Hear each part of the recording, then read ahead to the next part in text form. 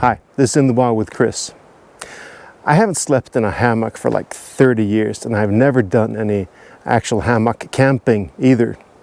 A couple of years back, 3 I think, there was a sale for hammocks. I figured, okay, I'll get 2 of them.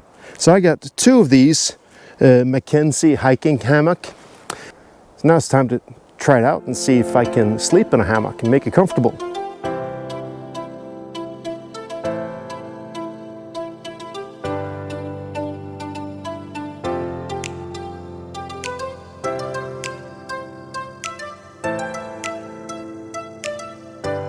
This Mackenzie hammock comes in a bag. I don't know if it's waterproof or water resistant, but yeah, we'll see. The hammock itself comes with a mosquito netting. There are 2 carabiners, hooks. There are 2 sturdy lines to attach the hammock to the tree. And you also get a tarp, a small tarp to protect you from the elements from above. It's quite small, so I'm going to use my old plastic tarp instead. But the tarp comes with a guy line and 2 tent pegs. All right, let's get it set up. I did a test last week and just to set it up to learn how to do it. Yeah. Feels kind of tight around your shoulders. We'll have to see. I don't think I can use a sleeping mat in it. It's the end of March now. It's about 10 degrees during the day, but at night it can still go down to about 0 Celsius. So might have some frost in the morning. The problem is insulation from underneath, since even if I have a down sleeping bag, that will be flat underneath me.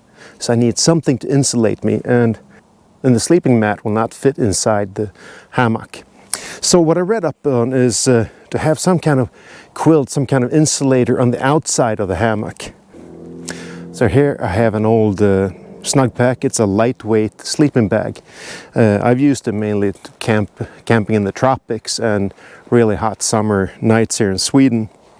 But I'm going to use that to strap around the hammock to give it the insulation, keep the heat in and keep the wind out. And now we hopefully have a good insulator for the night.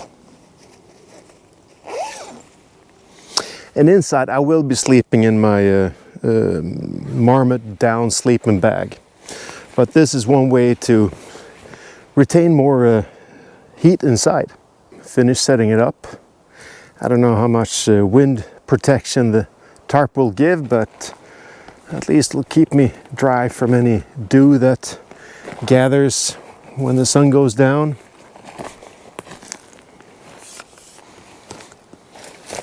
Got the sleeping bag in place here. As I said, this is the first time for me. It's a kind of trial and error.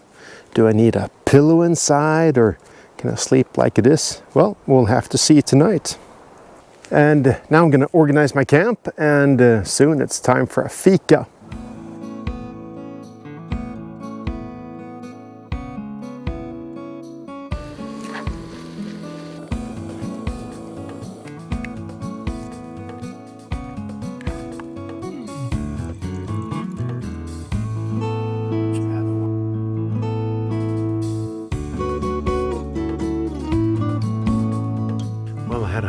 Nice dinner, and I've been enjoying myself sitting here reading in the dark, and it's time to get out of my clothes and put on some thermals and crawl into bed, and we'll see how the night progresses in the hammock.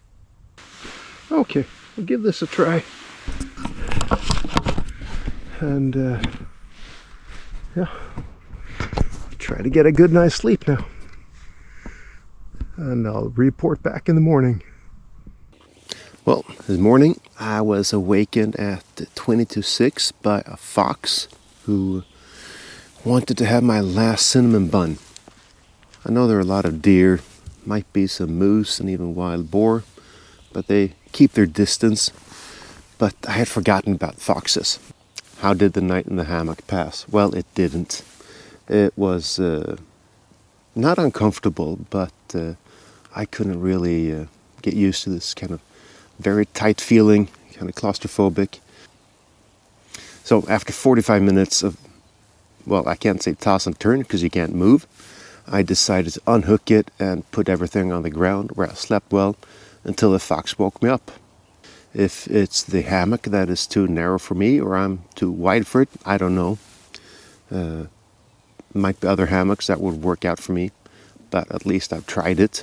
And now there will be 2 hammocks for sale, one never used and one slightly used. Now I'm going to make myself a nice omelette before I pack up and head back to the trailhead and go home. Well, I hope you enjoyed my little field testing of a hammock. This is my personal, very subjective views of the hammock. The quality and all seems quite good. No problems there. But I'll stay to ground-based sleeping. Till the next time, this is In the Wild with Chris, and I'm out.